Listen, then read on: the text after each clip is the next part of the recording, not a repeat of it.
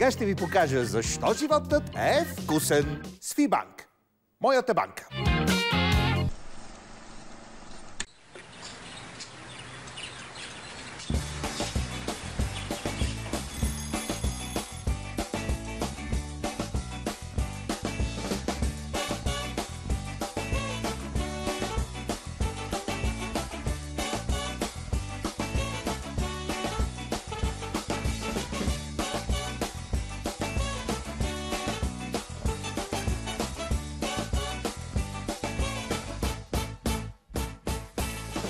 Здравейте, уважаеми зрители! Ето ме и мен, както знаете, винаги готов за пътешествие. Това е последното пътешествие, имам предвид последното предаване, което ще гледате преди малката лятна пауза и след това на есен с песен. Но, така и иначе, днес съм ви приготвил нещо много интересно. Например, една среща между югът и севера. Между южното и северното Черноморие. Но преди да ги опознаете по-лично, ще ви запозная с един много интересен човек. Той е представител на севера, защото там на север, в морето, се гмурва нейно величество Добруджа. А в Добруджа, както знаете, се ражда хлябът на България. Така че, нека да видим с кого ще ви срещна днес. Баща и бизнесмен, визионер и традиционалист. Чавдар Трифонов. Един варненец, който мисли за хората и земята. Той е роден на 13 август 1975 във Варна. Завършва математическата гимназия. Като студент в Икономическия университет взима активно участие в студентските движения и протестите през зимата на 1996 година. Завършва магистратура по стопанско управление, специализира в Лозана и в Лондон. А през последните 15 години работи и управлява някои от най-големите компании от агробизнеса у нас. През 2013 той се кандидатира за кмет на Варна по време на частичните местни избори като независим кандидат и става трети. Малко по-късно създава гражданско сдружение „Възход за Варна“, а един от последните му проекти е свързан с биоземеделието. Но как започва всичко, ще разберем сега. Като намери човек, много е приятел да те видя, здрасти. На мен здрасти, Юти. Как човек, минал по твой път, в един момент стига до зърното? До този клас? Съвсем случайно. Преди много години, 96-та срещу 7 година, приятели ме заведоха съвсем случайно в едно ТКЗС и направиха нещо като сделка с зърно пред мен. И оттам нататък на мене ми стана толкова интересно. За първи път видях пшеница, огромен куп с пшеница, вкарах си ръцете вътре. Хареса ми, някаква енергия, нещо просто, което се събуди в мен. И оттам започнах от най-ниското ниво. С една кърпа на врата, обикалях на отворен прозорец, на ладичката. Много хора, и аз включително няколко пъти, винаги съм си казал, ще се откажа. Този път е много криволичащ, трънлив или така нататък. Ти защо не се отказа? Инат. И любов към всичкото е това. Много красота. Да се занимаваш с земеделие, да си свързан с този бизнес и е каос. И сега, какъв е пътя на зърното? Къде отиваме? От тук складовете, мелницата, хлебозавода, до хляба, който накрая стига. Амбарите и хляба. Точно така, който накрая стига до нашата трапеза. Следвайте ни! Ето ни в Добрич, едно емблематично място на хляба като цяло. Още от времето на Йовков тук очакваме да видим стара мелница, да се мели брашно, Белчо и Сивушка да почиват навънка. Какво се случва? Всичко ли вече е технология? Разбира се.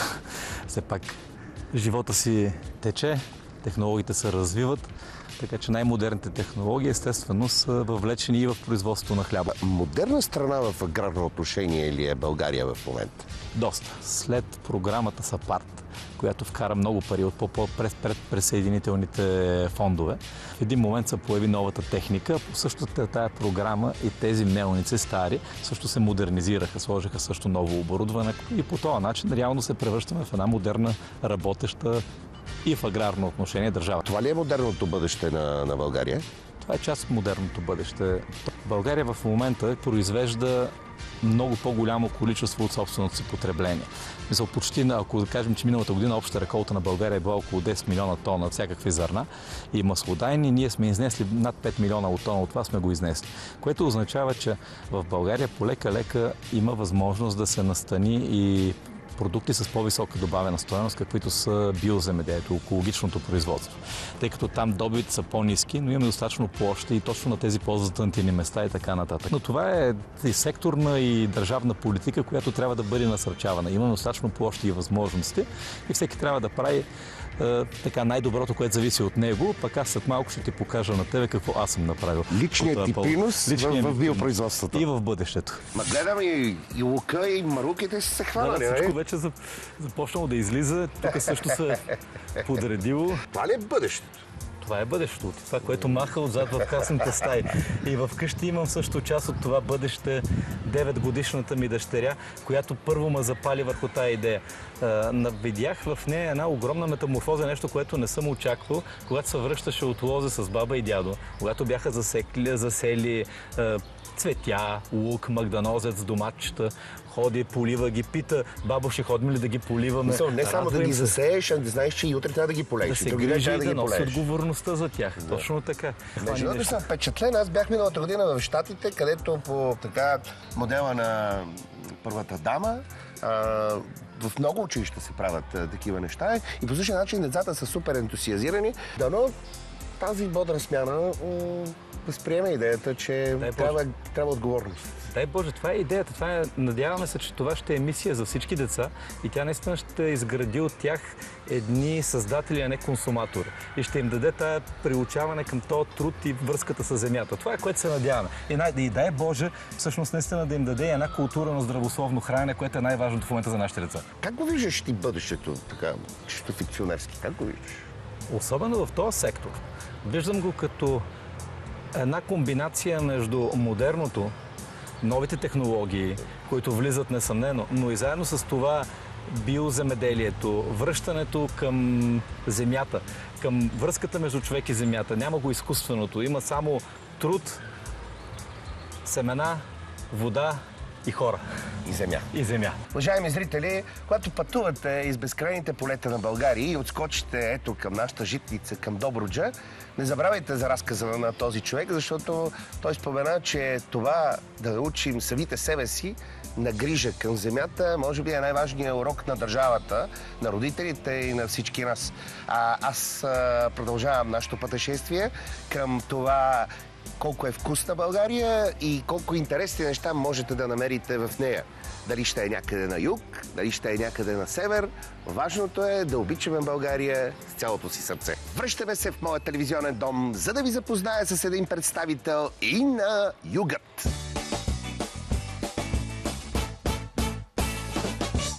Ето ти рибките. Няма да ги пипаш, докато не дойде кмета, че се изненада. Добър вечер, уважаеми зрители. И днес, заедно с Нелката, Роската, естествено и нашите гости, ще си направим заедно живота вкусен. За последно. Не се плашете. Не ме махат от ефир. Просто ще направим една лятна пауза и на есен с песен. Както знаете, аз много обичам да се ровичкам в историята и да намирам интересни, понякога и пикантни подробности. Ето, например, в датите около тази седмица. Връщаме се в 1986, 26 май. Какво се е случило? Европейската общност приема знамето на Европейския съюз и от тогава звездичките само се множат на него. На 27 май, но през 703-та, моят адаш, вижте какви адаши си имам, руският цар Петър I основа Санкт-Петербург, макар че всички са му казали: царю честити, ти си луд, тук е една блатисна местност, нищо няма да стане. Малко по-късно обаче Санкт-Петербург, покойният Ленинград, се превръща в един от най-известните паметници на културата. На днешната дата, на 30 май, през 1431, на кладата е изгорена една историческа личност, орлеанската дева Жана Дарк. Питате се, какво е общото между всички тези събития? Общото е, да ви кажа честно, че съм се настроил за почивка. И затова целият епизод ще е весел, лек, приятен, все едно усещате и морския бриз наоколо. Днешните ми гости, разбира се, са абсолютно пряко свързани с морето. Очаква ни едно пътешествие в едни интересни пространства, които някои от вас може би все още не са открили. Започваме с един човек от крайният юг, който е посветил живота си на опазването на горите, а сега опазването на тази територия, наречена южната част на Черноморието ни. След това пък На гости ще ни дойде една дама, която е отдала живота си на спорта, на преподавателската кариера и на крайният север. Но преди да дойдат тези мои истински приятели, в истинския смисъл на думата, с Росен имаме малко да обсъдим и кулинарният аспект. Сега кмета не знае, но председателя на Федерацията по подводен риболов, с който се виждаме долу в Царево, един много известен господин Катрафилов, специално му се обадих и той извади от личните си запаси ето целият този ансамбъл от прекрасни риби, морски, черноморски, които можете да намерите. После ще питам и кмета да може да ги разпознае всичките, защото така се прави истинската чорба. 1, 2, 3, 4, 5, 6, 7, 8, 9 вида риба. Кой като нас? Да. Имаме и чушки, печени пиперки от личната ми колекция с тези 2 ръце. Всъщност няма какво да лъжа, ти ги пече и ги бели, но аз ги донесах от Чабва, признавам си. Ще направя една страхотна супичка, за да изненадаме нашите приятели. Време е за море, Нелка. Отпускарски си настроена. Какво ще правим днес? В момента правя едни корабчета, които ще използвам като поставчици за табелките с имената на нашите гости. Роска, и тебе сте сложили в такава малка лодчица. И какво друго? Гледам, че има синя прежда. Така, с синята прежда ще направим едни пръстени за салфетки. Съвсем лесно. Взимаме една картонена тръба от фолио, може и точилка. След това намотаваме преждата или канап, каквото имаме под ръка, с лепило, универсалния ствърдител. Общо взето намазваме съвсем произволно, то след като постои се обезцветява, дори да има някъде, спокойно може да го интерпретираме като морска пяна. Да. Морска, да, сол и пяна. Може да говорим за арт. Вижте колко елементарно е човек да направи нещо красивичко с някой стар конец. И като гледам и рапани има. След което връзваме едно рапанче и мисля, че така. Роска, поглед, това в Перник имате ли рапани? Откъде да имаме рапа? Да, между другото, трябва за наесен да помислиш от Винкел какво можем да направим като декорация на маса. От тебе, Винкел. Така, специално пернишко предаване ще направим. За масата, гледайте, вижте и каква хубава дъска. Масата е изграждана така в течение на цялата година. Покривката я направих преди година, дъската също за Никулден, така че в общи линии лека по лека изграждаме. Ние надграждаме, време е за море. Да. И на море е най-добре. Затова Роската режи, прави всичко. Днес аз съм абсолютно отпускарски настроен. След малко ще цапна и едно вино. Между другото, Роска, що не ми сипеш още в началото едно? Чакай, ще си сипа едно винце. Защото, знаете ли, когато ти идват приятели на гости, човек се чувства много уютно и може да изпие една глътка още в самото начало на предаването, все в края. Така или иначе, с днешният ми гост със сигурност мога да кажа, че съм изпил няколко вина, защото всяка година аз му гостувам. Той винаги ме очаровал с това си абсолютно рицарско отношение към едно от богатствата на България. Тя се казва гората на България. Вижте кой е той и да го посрещам. Едно от най-обичаните кътчета на България, там където Странджа среща Черно море, е Царево. Отговорната задача по запазването и развитието на това райско парче земя е поел Георги Лапчев, магистър със специалност горско стопанство от Лесотехническия университет в София. Професионалният му път продължава като заместник-директор на Държавно горско стопанство Кости и изпълняващ длъжността директор на същото стопанство. Той е и сътрудник на Световната организация за опазване на горите World Wide Fund of Nature. От август 2010 до октомври 2011 е директор на Държавно горско стопанство Царево, а от 1 ноември 2011 година Георги Лапчев, баща на 2 деца, е кмет на община Царево.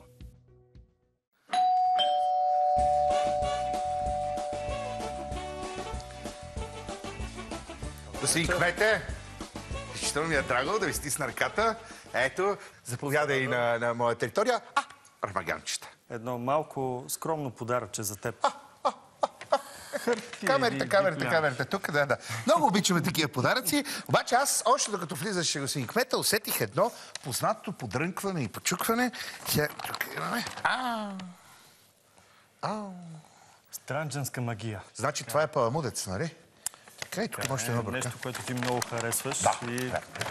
Вярно е. Това е едно друго измерение Това какво е? на морето. Това е зарган. Български зарган на буркан. Приготвен по абсолютно същия начин. Радвам се, че се изненадваш. Не съм пробвал. Радвам се, че продължаваме да се изненадваме взаимно. Ще пробваш. Много обичаме така. Заповядай на червеното ти. Роска, имаме подаръци. Моля ти се да ги прехвърлиш. Така, не ги изяждайте. Темата е море. Какво ще ни се случва на море? Всяка година по нещо ново. Ти поне добре знаеш. Да поканим хората на нашите събития. Едното от тях е, разбира се, празника на нестинарите, който е след няколко дена в село Българин. Аз се изкушавам, но дори ще го направя за първи път. Наистина за първи път. Казвам, тази година в община Царево ще направи едно грандиозно откриване на сезона, точно защото вярвам, че сезон ще има и той ще бъде изключителен. Да бъдем оптимисти. Така е. И в най-големия залив на община Царево всъщност ще има едно невероятно шоу, което ще се случи следващият месец. И всъщност ще има един, не знае дали да го кажа аквапарк или по-скоро нещо, което да прилича на аквапарк, само че е разположен изцяло в градски условия, в градска среда. Нещо, което не се е случило, нещо, с което отново ще ти изненадам. И аз съм убеден, че след като си така отпускарски настроен, ще заделиш няколко дни и ще се позабавляваме съвсем по-морски. Това и аз не го знам, уж мислих, че познавам какво ще се случва в сезона в Царево. Винаги ме изненадате. Какво ще има аквапарк в града? Ами така най-кратичко мога да го кажа. Ще има едни много интересни съоръжения, които ще разгърнем по улиците. Ще има едни съоръжения, които ще допрем до плажа. Ще има едни интересни светлинки, които ще светнат точно под ето този залив. Не отгоре, а под водата. Нещо, което не се е случило. И съм сигурен, че точно нещата отиват към точната така позиция на нашето предаване. Животът трябва да е вкусен, да е весел и да е споделен. Тук гледате и наши снимки, които са от събитията, които сме провеждали в село Българи. Това е сцената, която миналата година така с изпълни една наша мечта да бъде построена във водата. Това е господин Лапчев в конкурса за правене на рибена чорба. Ето ги. Тук. Битката на общините. Така. Много любопитни неща се случиха. Между другото, това е огромният тиган, мидите по-царевски, които традиционно приготвяме. Ето го и Христо Гърбов, който беше част от журито миналата година. Аз обаче, ти можеш да имаш изненада с аквапарк за мен, аз обаче имам една изненада.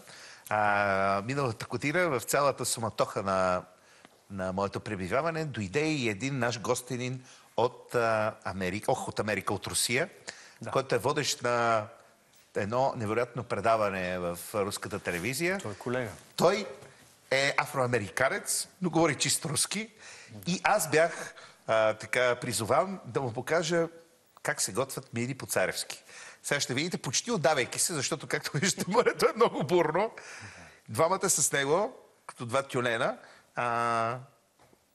дълдисвахме, вадихме миди и накрая успяхме. Това, между другото, излъчвано по руската телевизия, по един от техните големи пътешественически канали.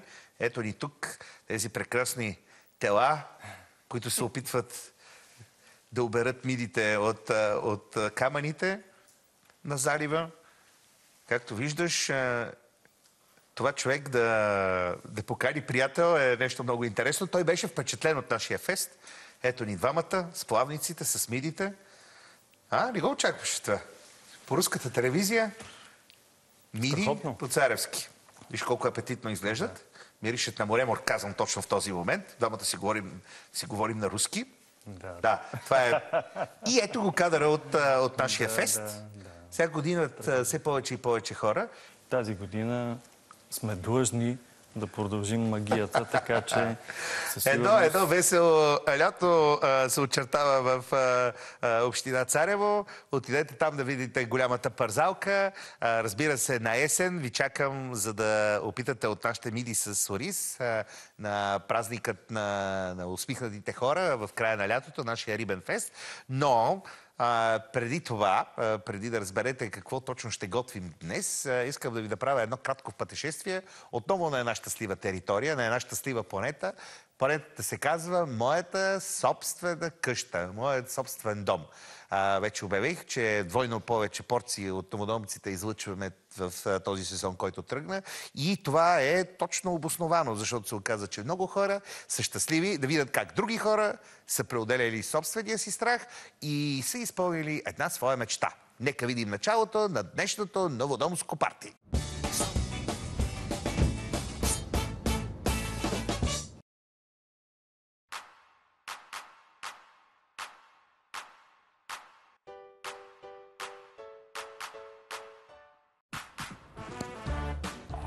Здравейте, уважаеми зрители! Къде се намираме ние? Намираме се в Хасково. Тук, да, по-топло е, отколкото в София. И аз изпратих Роската на адреса на нашите новодомци. Търся място къде да паркирам, защото съм на градския пазар. Той се намира долу до реката. Ето го и моето място. Искам да напазарувам няколко вкусни неща, защото днешната тема, която ми е поставил нашия приятел, при когото идваме на гости, е, слушайте само, лято, приятели, мезета и мастика. Как да не се развих? На пазар!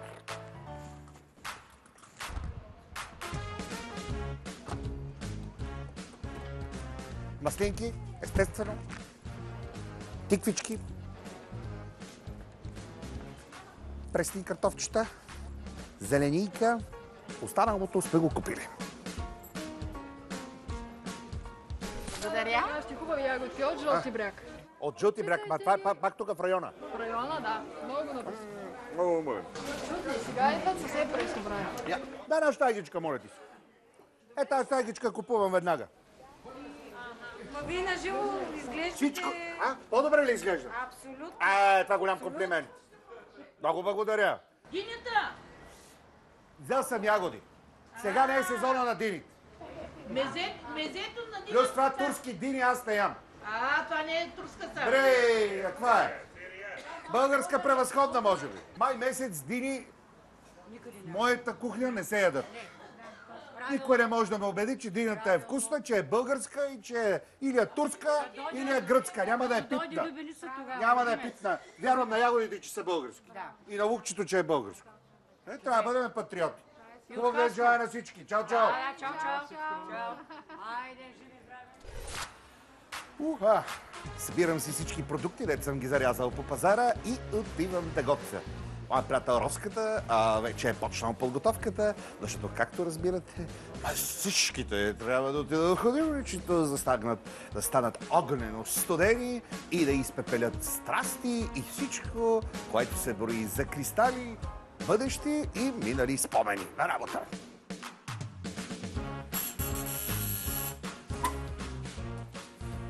Ехо! Здравей, Много е приятно. Казвам се Марин Димитров, на 42 години, от Хасково съм, семейен, с 3 деца. По професия съм застраховател. Роска, малко ягодки веднага в хладилника. Ето ти пазара. Много харесвам пазара тук в Хасково. Едни усмихнати продавачки, учтиви, доволни, страхотни. Родом съм от Ивайловград. При 93-та година идвам в Хасково. Вече 22 години живея в Хасково. Да видя къщичката. Влизаме и това е... Това е детската. Ти имаш... Аз имам 3 дечица. 3 дечица. Да. И сега имаш... Момченце, момиченце и сега има момченце. Манинко съвсем. Манинко, съвсем. На 12 дена. На 12 дена. Това е най-малкото бебе, в което няма да може да дойде, нали? Няма. Сигурно докторите не дават. Точно така. Да. С жена ми двамата сме разведени, имаме си по едно детенце. В момента живеем заедно и си родихме още едно детенце и в момента си имаме 3 деца и двамата. Най-голямата кака е на 16 години. Братчето е по-малкото детенце се казва Николай, както се казва Ралица. Ники е на 14 години, тази година ще направи. А най-малкият от малките са родени на 10, следователно ще направи 12 дена от раждането. Най-малкият член от семейството го кръстиме Хубомир, а дядо Хубен е на световния мир.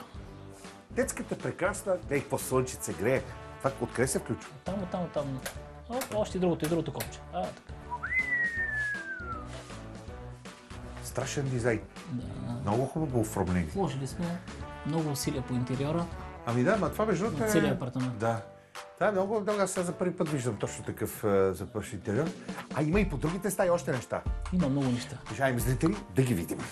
Направих проучване между няколко банки и се оказа, че тази банка ми предложи най-доброто от най-доброто. Това е спалнята.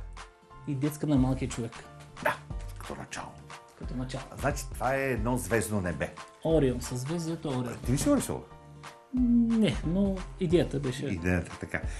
А този скок в бъдещите технологии какъв е? Ами нещо, което е оптимално добре поставено.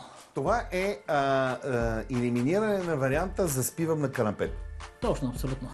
И така, отиваме към кухню, дневно, спално, всичко останало. Банката е от много добър партньор, но смятам, че човека, който е в банката, е много важен. Ако той ни представи така нещата, които ти имаш нужда и които могат да те спечелят, независимо, че банката е най-добрата, ако даденият човек, който ти е предоставил оферта, не направи така, че ти да се почувстваш значим, смятам, че другото няма значение. Накараха ме да се чувствам обгрижен. Забелязвам навсякъде, че окачените тавани са една интериорна така страст. Към апартамента. Към апартамент. Да. Всички тераси са усвоени. Освоени. Тавана си по същия начин на коридора, по същия начин. Всичко е вътре, да. И аз между другото така съм усвоил тези коридорни пространства, вътре са шкафове, да биват се всякакви неща, за да не прашлясва една къща. Карам да се чувствам комфортно, спокойно и смятам, че тук си почивам най-добре. Колко души ще сме до вечер? Около 10-12. 10-12 човека. Значи, узо, мастика, ципоро, яниръка. Приготвили сме узо, Има. трябва и други. Озаки, щом има. Значи, започваме цялата атака с един гръцки модел на мезе, което се казва дзадзики. Ма няма да го правим като гърците, защото ние сме къде подръпнали в технологията. Оттам нататък ни чакат и още една салата, и още едно основно. Но, уважаеми зрители, както знаете, във втора част на нашето Давидовско парти ще видите всички кулинарни замръзнали на кристали подробности.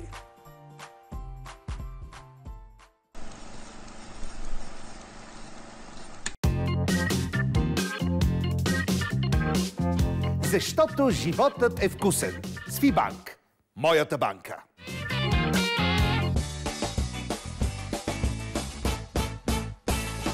Дами и господа, аз съм... Знаете кой съм аз? Това до мен е Роската, а до мен е морският ни епизод, последен за този сезон, но не се притеснявайте. Това е само началото на една много интересна година. До мен, разбира се, и кметът на община Царево, Георги Лапчев. Говорихме си за гората, говорихме си за брегът, говорихме си за община Царево. Роска, магия. Отивай да летуваш това лято там. Много по-сказки се настроен ти, а? Да. Си давам за уроки. Сега, подарък специален. Роската ще стане жител на Царево. Аз вече ще го дръпнеш, така ли? Ще ти го дръпна. Уважаеми зрители, крадат кадри, моля ви, ограбват ме. Както знаете, на нашия фест, ние сме го показвали и това по телевизията, идват много хора. Наши партньори са и местни клубове по ветроходство, имаме си ветроходна регата, имаме си и участници в състезания по подводен риболов. И както споменах в началото, нашият общ приятел, шефът на подводния риболов в България, му се обадих, казвам, ще дойдат много интересни морски хора. Моля те, дай риби от личната си колекция. Ето да видим, да ги различим. Коя какво е? Можеш да ги различиш? Да кажем, че би се справил. Ето, риба номер 1. Чакай да я сложим в тигана. Дай вода. И направо да ги слагаме в тенджерката. Така. Мой, аз все пак съм морски човек и... Така, една много опасна риба. Така е най-опасната риба в Черно море. Погледнете е добре, не я пипайте. Така нареченият дракон. Това е морски дракон. На гърба си има шипове, много са опасни, надуват се ръце. А може би трябва да се сложат и някакви фотоси, например, по плажовете. Не пипайте тази риба. Точно за това сега ще направим една велоалея, която ще бъде по цялото крайбрежие и ще има едни много интересни и човек си фаща колелото. Гледа, чете и си казва, аха, опасни рибки. Ето още една рибка, уважаеми зрители. Тя се казва скорпит. Много красива под водата. Изглежда на екзотична риба. Много красива. И тя е в числото на опасните. Не пипай, защото има също шипове, които могат да те пробудат. Да. И не е полезно. Сега, от тук нататък. Една моя любима рибка. Барбонче. Това са няколко вида попчета. За да има повече. Ето, те се различават по едните с по-плоска глава. Стрингил, лихмус. Лихмус, ма малък. Да. Това също е стрингилче. Слагаме ги вътре. Сега, ето ги и него. Това е иларийка. Леоцискус муги. Моля? Така, на латински. Как е? Леоцискус муги. Това е морският кефал. Морски кефал. Да. Мога да кажа една от най-любимите ми риби. Това е истинската риба. Чернокопа е пиранята на наскара, морето. осолен. Вкусно. Любимо. Много вкусно. Но, това е една риба, която може би се бие само от нашите приятели подводничарите. Така е. Морска, не лястовица, врана. Много интересна риба. Черна, много вкусна, особено за чорби. Я препоръчват. И задължително каза нашият приятел, че един рак трябва да се сложи в чорбата, за да стане тя истинска. Аз от теб знам, че това е черешката на супата. Черешката на супата. Да. Слагаме това нещо. Така, днес ще направим една много интересна супичка. Роска, дай тая тенджерка. Ето така. Вътре слагаме лукче. Слагаме чесънче. Чак и малко от чесънчето ще го оставим тук. Ще направим един микс между лук и чесън, който ще го остава. Ще имаме една изненада. Така. Моля ти се, задушаваш го това нещо, добавяш панака, после малко от рибената чорбичка тук вътре, от бульончето и месенцата после. Като поври, рибения бульон му трябва не повече от 15-20 минути. Те са малки риби.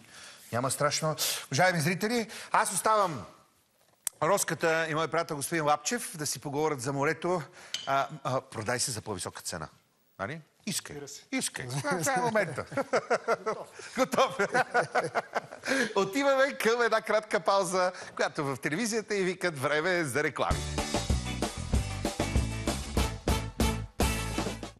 Това предаване се излъчва благодарение на Фърст Австрия, лидер на пазара и верен помощник в кухнята повече от 30 години.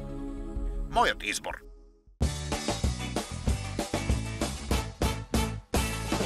Уважаеми зрители, вие сте там, където от първа ръка ви показваме, че живота е вкусен. Разбира се, в присъствието на Лелката, Росен, кметът на община Царево, Георги Лапчев и моята скромна персона. Скоро ще видите и втората част от нашото новодомско парти, но преди това към нашата сговорна дружина трябва да се появи и една прекрасна дама. Още миналата седмица ви обещах, че ще срещна северът и юга в моето студио. А както знаете, аз държа на обещанията си. Да видим кой ще дойде от страната на севера. Жизненият път на професор Райна Бърдарева е изпълнен с криволици, но тя винаги успява да намери верния път. След като завършва Националната спортна академия Васил Левски със специалност педагогика, тя 33 години преподава история на спорта в своята алма матер. Зад гърба си има над 27 детски книги и студии, посветени на историята на спорта. А през 1998 година печели първа награда от Международния олимпийски комитет за книгата «Олимпизъм и олимпийско движение. За раждане и развитие». През 2011 година Райна Бърдарева прави рязък завой в кариерата си и става кмет на родния си град Шабла.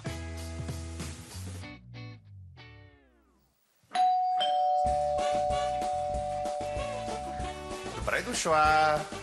Драго ми да те посрещна при мен, да ми дойдеш на гости. Сега аз ти идвам на гости, сега и ти да ми дойдеш на гости. Заповядай тук. Драго ми е да те видя.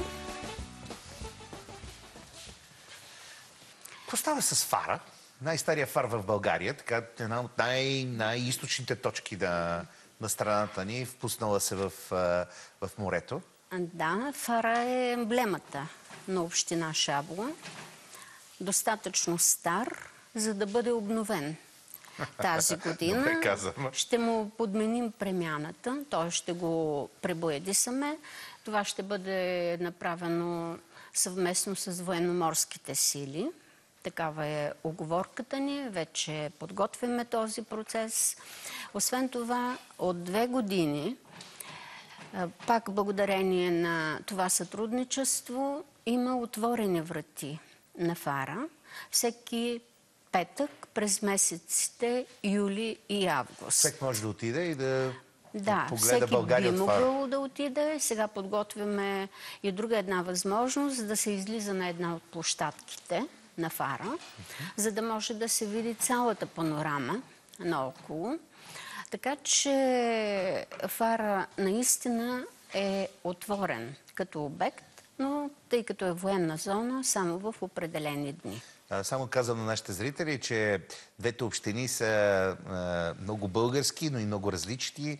Ако Странджа така пуска, както казах, клони в водите на Царево, то пък Добруджа нивите свършват в брега на Черно море, горе на север, и е страхотно живописно, особено пролетно време, когато всичко е зелено и всичко е ужасно красиво.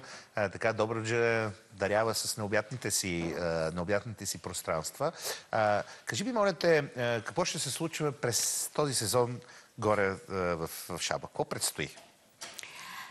Това, което предстои, е да обявим една туристическа дестинация, което започва от залива на Тюленово. Там по европейски проект успяхме да изградим нещо, което е много интересно, с форум и допуска всякакъв вид културни прояви. През ФАРА, като до самият ФАР, успяхме да осъществим друг европейски проект, в който пък ще има музей на открито. Предвиждат се да се сложат съответни съоръжения, които са свързани с риболова, с корабоплаването и освен това, може би там ще бъде едно добро място за отдих на тези, които са гости на общината. През Зеления център, който е в града, и се озоваваме в Дуранкулашко езеро, големият остров. Това ще да те питам. Да.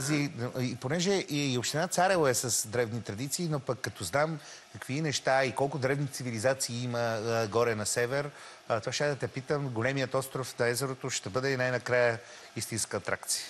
Според археолозите и историците, още през 6-то хилядолетие преди Христа, там има живот, съответно има занаяти. 6-то хилядолетие. 6-то хилядолетие Да, само преди да кажа, Христа. това 6 хилядолетие преди Христа не е 6 век, а са 60 века преди Христа. Да кажем точните цифри. И тук влизаме в лека схватка с Варна, които имат претенциите, че там е добивано и обработвано най-старото злато. По доказателства това е ставало точно на този остров в Дуранкулашко езеро. Има вече изграден посетителски център, едно мостче, което свързва сушата с острова, тъй като той не беше обитаем през цялата година. И сега по друг един проект, трансгранично сътрудничество, предвиждаме да направим един по-дълъг преход от самото място на влизането до острова, като ще се правят реплики на онези къщи, които са обитавали древните хора. Ще се възпроизведат занаятите, които са им били познати. Така че бихме могли да запълним един цял ден на един турист или на група.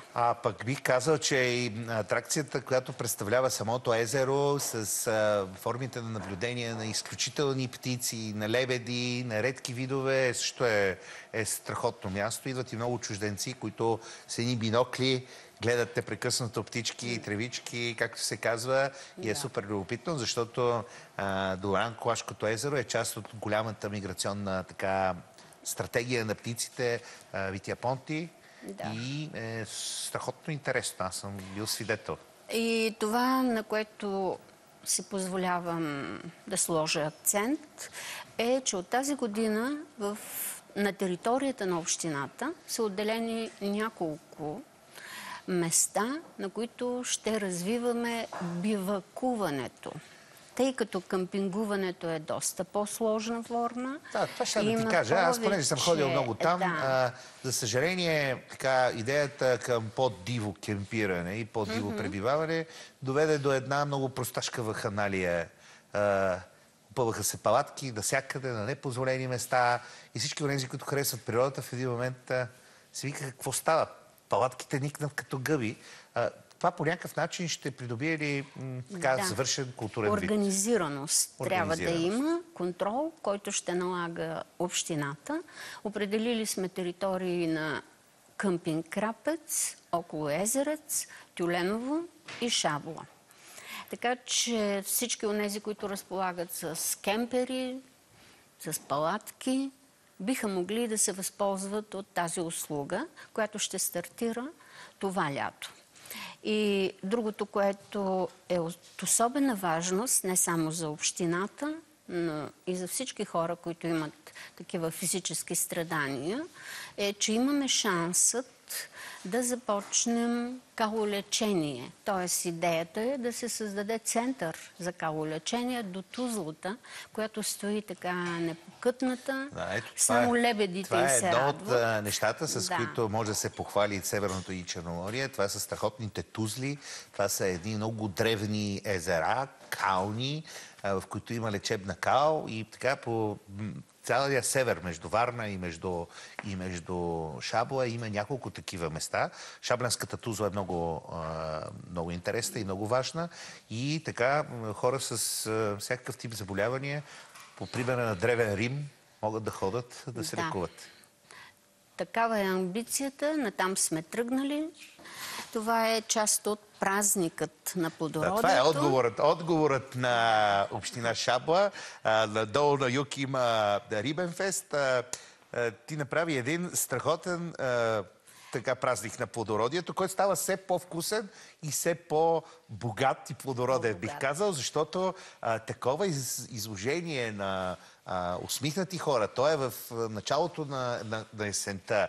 Прословутите капи и чушки от областта.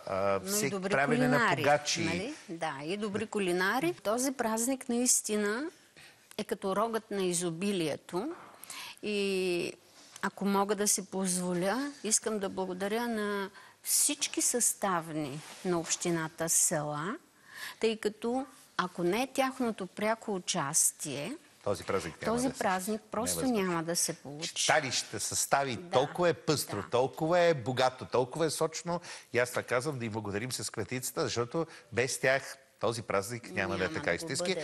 Можем да поканим и господин Лапчев да ни дойде тази година на гости, за да види какво правим там, защото пък ние решихме с госпожа кметицата да правим, понеже там стават, може би, най-вкусните чушки и капи в България. Това мога да го кажа със сигурност. Правим един голям миш-маш. И като се разчупването ние ми ти погачи, направо ми потекаха ликите. И когато си говорим за това как човек да е щастлив, разбира се, приятелите са нещо, което правят хората щастливи. Аз имам приятели и на двете места, но най-важното е, когато отидеш приятели, те да те посрещат с отворено сърце и повечето от тях казват да те посрещат на тяхна територия. Затова искам да ви покажа и втора част от нашите новодомски партита. Една територия, която остана запазена за предаването "Живота е вкусен", защото ние открихме много щастливи хора, отидахме при тях и доказахме, че животът и това да можеш да събираш усмихнатите си другари зависи единствено от нас.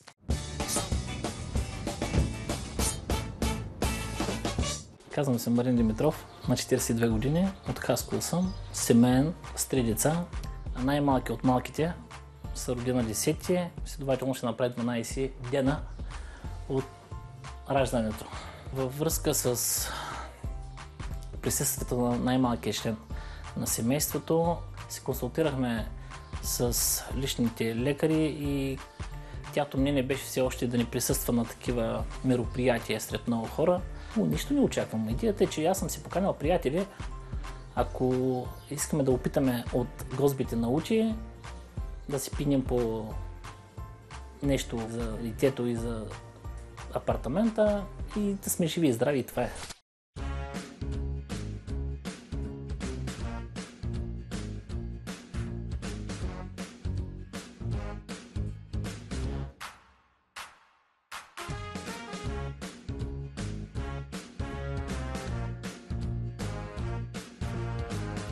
Чуят аплодисменти! Аплодисменти искам да чуя!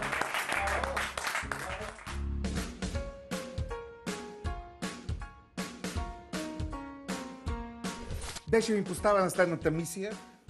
Хасково 2015, бебе на 15 дена. 12 дена. 12 дена, което не присъства. Любяща съпруга, която кърми, не присъства. Прав ли съм? Да. Само отбрани истински другари, които да се посмеем и да се почерпим. До тук е право правилно. И последно парти за сезона, нали се сещаш, защото ние чак днес продължаваме с новодомските партита.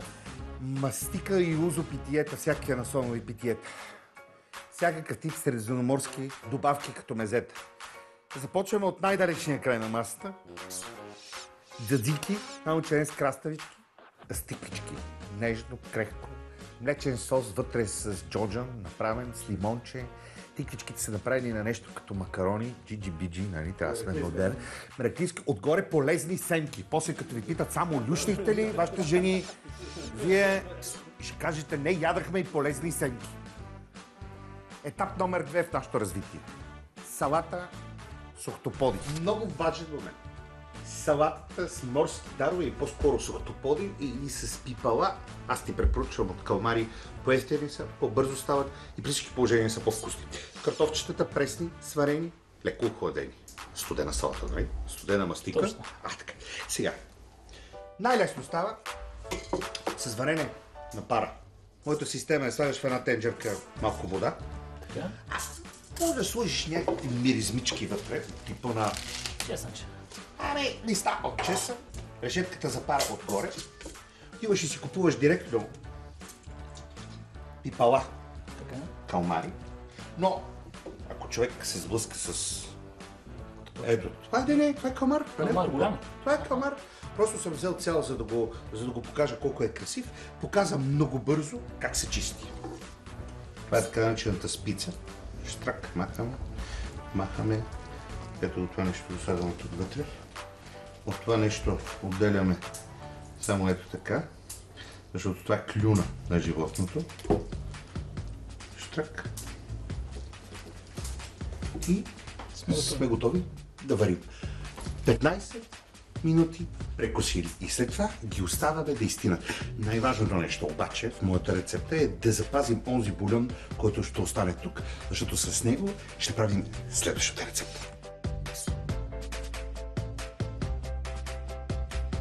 И накрая, това е моята гордост, това е ала паеля, само че не с ориз, а с ризон. Това е паста, която прилича до ориз. Скрините съм ги сложил накрая, те само се гмурнаха във вече загасената лава от сосче, пиле, защото в паелята има и пилешко. И един уникален бульон, който съм сварил от пилешки кости, от шлюпките на скаридите, от калмарите.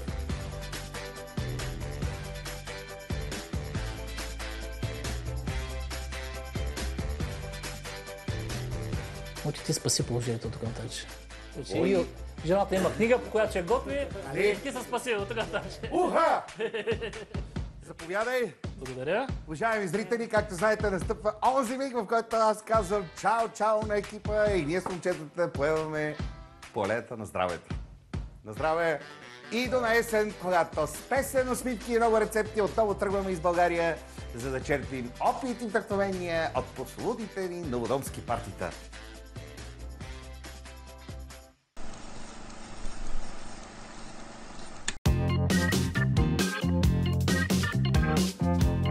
Видяхте защо животът е вкусен с Фибанк.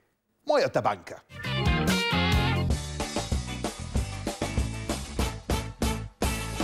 Рожка, това е последното предаване за сезона, отпускарския сезон, означава, че ти още си в отпуска. Моля ти се, обръщай внимание. Долей малко бульонче. След малко трябва да пасираме супичката. Тук, както виждаш, имаме много важни гости. Разбира се. Професор Бардарева, кмет на Шабла, нашият приятел Георги Лапчев, кмет на община Царево. Най-различни 9 ли бяха? Колко сложихме вътре? 9 според мен. Различни рибока сложихме в нашата чорбичка. Колко повече риби, толкова по-вкусно. Обаче ние с Роската решихме малко да пипнем чорбите. Да. Правил съм шабленски чорби, правили сме царевски чорби. Колкото майстори, толкова чорби. Днеска правим една пролет. Лук и чесън, леко задушени. Рибен бульон, хубав. Малко спанак. И това нещо, пасаторчето къде е? Ето го. Хоп, хоп. Това нещо го пасираме. Роската прави едни поширани яйчица, за да стане по-вкусно. И се получава нещо съвсем различно. Една по-скоро пролетна, не бих казал лятна, но пролетна чорба. Може да се направи с лапът, защо не? Зелена рибена чорба не сте яли? Не. Не, нали, сега, виж сега, ето къде са в Шабла, правят страшни пиперки. Да. Режеме ги на купчета, правиме един дресинг. Кажи я да се види. Погледни ги какви са, като пържоли са.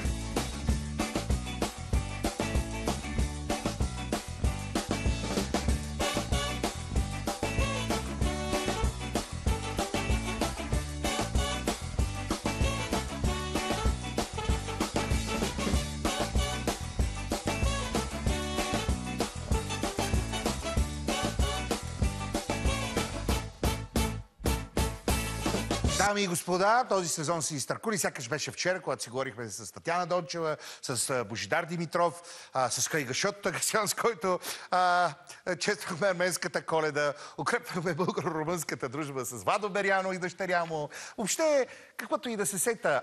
Изкачвахме най-високите върхове на света, ядахме храната сервирана в Ориент Експрес, погледахме към звездите и обсерваторията на Рожен, запознахме се с много млади и предприемчиви хора, осъществихме мост между миналото, настоящото, отпразнувахме една година на нашето предаване.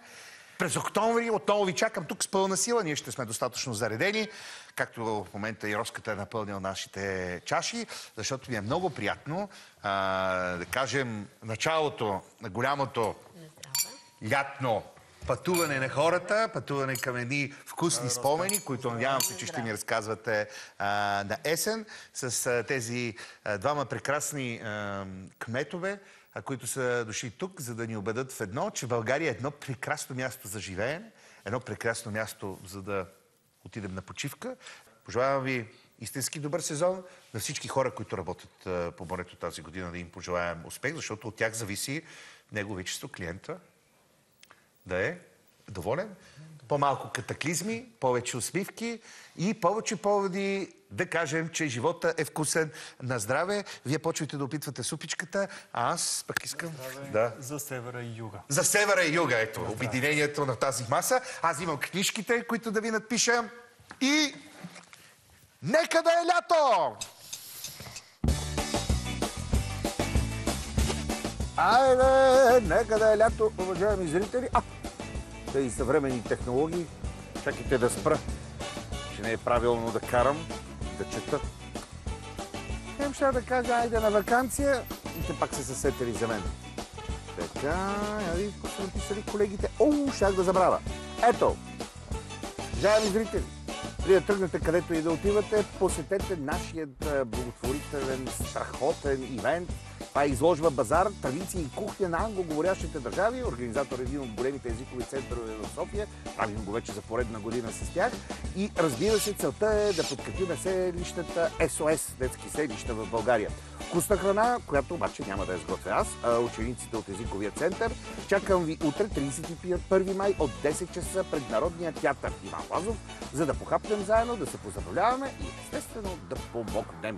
Утре ще се видим на живо и до тогава има много време. Така че елате гладни и нека да помогнем на СОС детски селища. До утре, 10 часа пред Народния театър. Това предаване се излъчва благодарение на Оберон. 20 години здравословна храна за всяка трапеза.